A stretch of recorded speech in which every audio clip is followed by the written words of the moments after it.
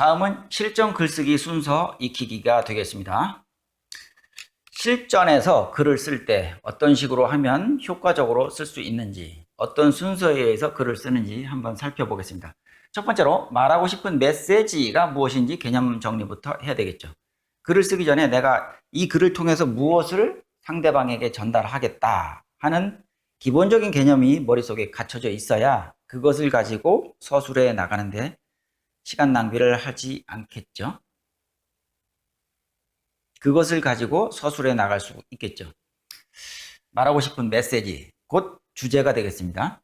이야기 전체의 배경, 즉 시간적 배경이나 공간적 배경 또는 핵심 메시지부터 쓰는 게 좋겠고요. 이야기의 결론을 말해도 좋겠다. 이건 뭐 두 갈씩을 설명했다고 볼 수도 있겠습니다. 본론 내용을 그 다음에 쓰고요. 그 다음에 맨 마지막으로 결론을 다시 한번 정리해 준다면 앞에서 한번 결론을 내고 이야기를 전개하다가 맨 마지막에서 한 번 더 결론을 낸다. 이건 양괄식이 되겠죠. 어쨌든 양괄식이든 두괄식이든 주제가 담겨 있는 메시지, 그것은 반드시 글 안에 들어 있어야 한다는 것을 말씀드리겠습니다. 글쓰기 논리 연습하기. 자, 글쓰기를 논리 전개로 이해하자고 했습니다. 논리라는 말을 제가 자주 사용을 하죠. 그 이유가 있습니다. 일을 할 때도 일의 순서를 정하지 않습니까? 그런 것처럼 글을 쓸 때도 그 논리적 순서에 의해서 배열하는 것. 그러니까 문단이라든가 문장, 문단, 또 단어 이런 것의 배열은 상당히 중요하다. 논리적인 순서. 쓰고자 하는 내용의 논지를 밝힌다. 메시지가 되겠고요. 언제 어디서 누가 무엇을 어떻게 왜를 모두 밝혀주면 좋겠는데 이걸 주로 이런 것은 육하원칙이라고 얘기를 하죠. 이런 것을 육하원칙이라고 얘기하는데 모든 문장에서 다 육하원칙을 지킬 필요는 없습니다. 이 중에 생략하는 것도 물론 있겠죠. 예, 그렇지만 생략하지 말아야 할 곳에서 생략을 한다면 그것은 독자들에게 필요한 정보를 주지 못하는 결과가 생기기 때문에 꼭 필요한 것은 기재를 해줘야 된다. 이렇게 생각하시면 되겠습니다. 글쓰기에서 논리란 무엇인가? 자, 일을 할 때 어떤 식으로 하는지 그 논리적인 순서를 글에다가도 한번 적용을 해보겠습니다. 예를 들어서 이 일을 처리할 시간이 2시간 딱 남아 있어요. 그런데 3시간이 소요됩니다. 이걸 다 하기 위해서. 1, 2, 3, 4, 5라는 일 5가지를 다 하려면 3시간이 필요한데 2시간밖에 없다. 그럴 때 여러분은 어떻게 하십니까? 자, 이럴 때 일을 처리하는 방법은 나름대로 논리를 세워야 되겠죠. 이걸 먼저 할 거냐, 저걸 먼저 할 거냐. 급한 것을 먼저 할 거냐, 시간이 덜 걸리는 것을 먼저 할 거냐. 이것도 논리라는 것이죠.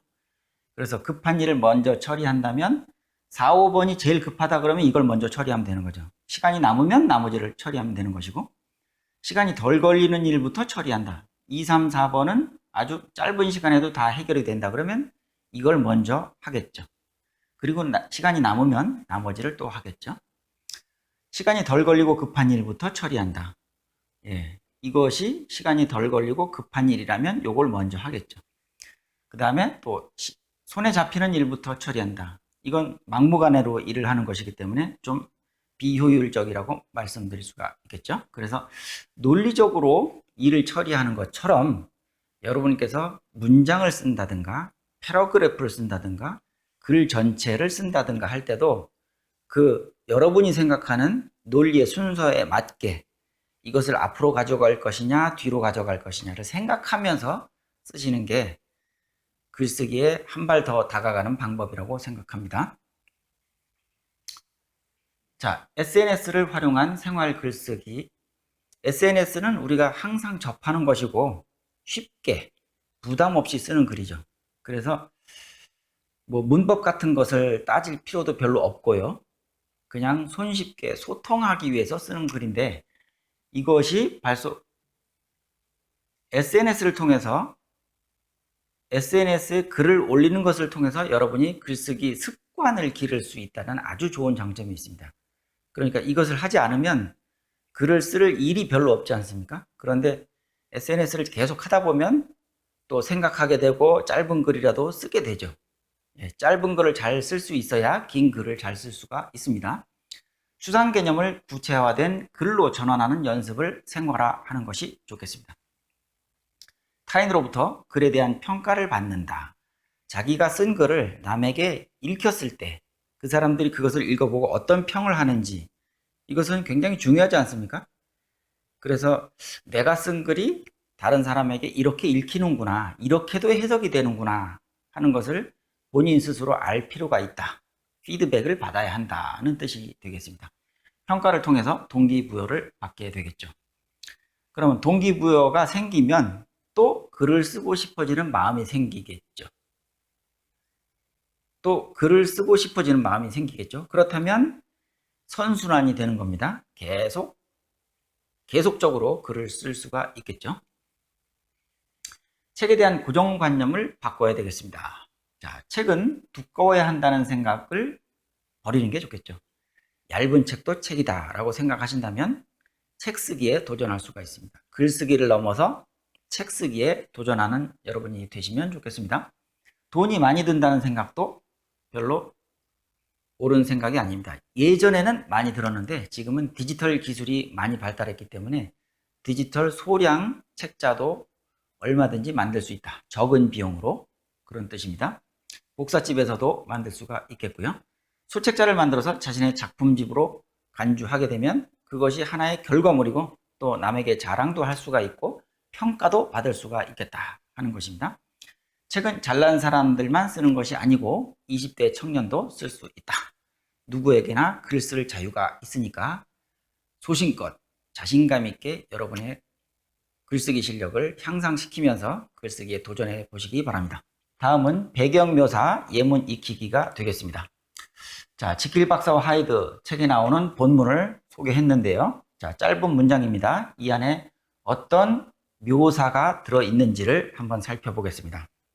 하드보일드 문학으로 유명한 해밍웨이는 이런 것을 잘한다고 했죠.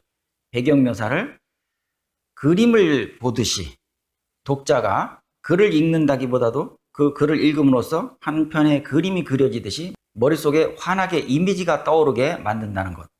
그런 기법을 여기서 설명하고 있는 겁니다. 책상 위에는 여러 가지 실험 기구가 어수선하게 놓여 있었으며 바닥에는 나무 조각과 짐을 꾸릴 때 쓰는 짚이 흩어져 있었다.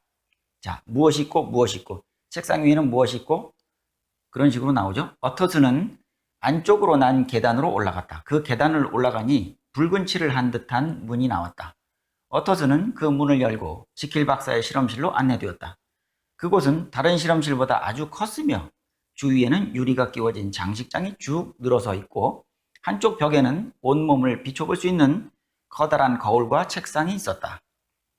또 쇠창살이 달린 먼지투성이 창문 3개는 모두 골목 쪽을 향해 활짝 열려 있었다. 난로에는 불이 활활 타고 있었으며 선반 위에는 램프가 얹혀 있었다.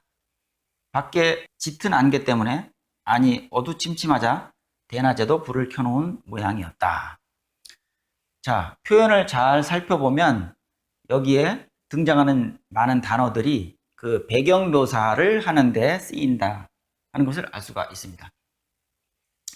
여기 뭐 책상 위, 그 다음에 조각, 짐, 계단, 계단에 문, 그 다음에 실험실, 또 유리, 장식장, 그 다음에 거울, 책상, 쇠창살, 먼지투성이 창문, 그 다음에 난로, 선반, 램프, 이런 것들이 쭉 나오죠. 자, 여기에서 나오는 이런 도구들은 그 상황을 설명하기 위한 여러 가지 수단이 되겠죠. 그러니까 독자들이 이것을 읽고 그 방안의 상황을 그림 보듯이 인식할 수 있도록 만드는 방법, 이런 배경 묘사는 상당히 배울 필요가 있겠다 하는 얘기가 되겠습니다.